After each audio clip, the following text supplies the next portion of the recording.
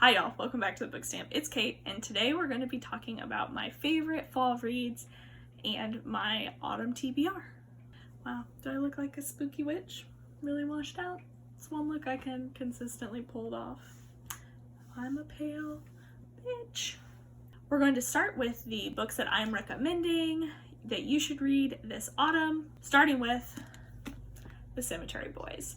I think this is going to be a huge book on BookTube if it isn't already. I've seen a lot of hype for it, and it is really good.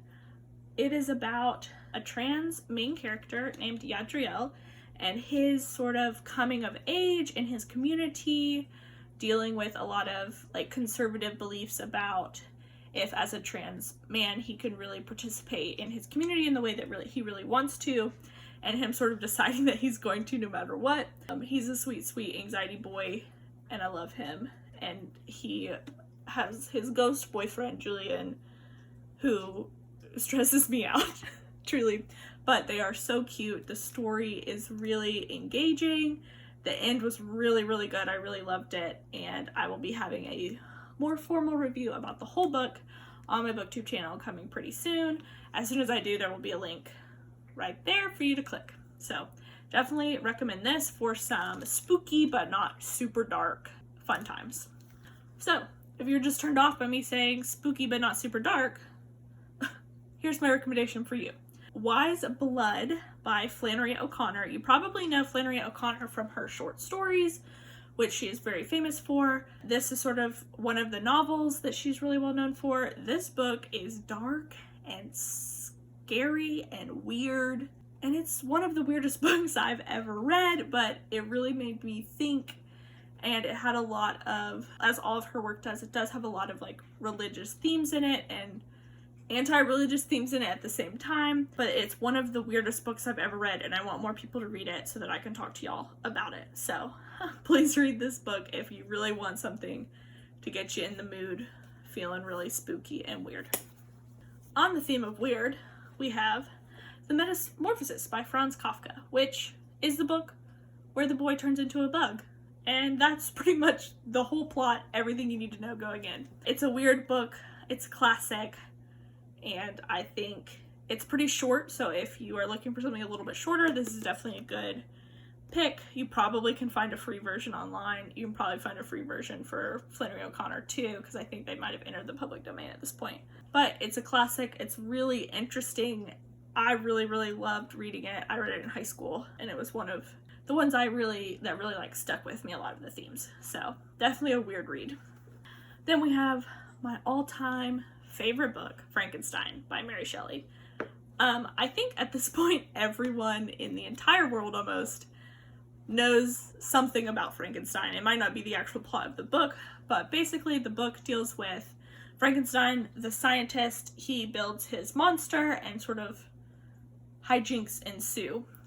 And this book actually started with Mary Shelley and her friends sitting around a campfire and trying to come up with the scariest story they could tell. Well, Mary Shelley won, and then she published it and invented an entire new genre because of it. This is pretty widely considered the very first science fiction book ever written, especially if you don't discount women and their contributions to the field. This is one of my favorite books. It definitely has me in all the spooky, scary feels, and I love it so much.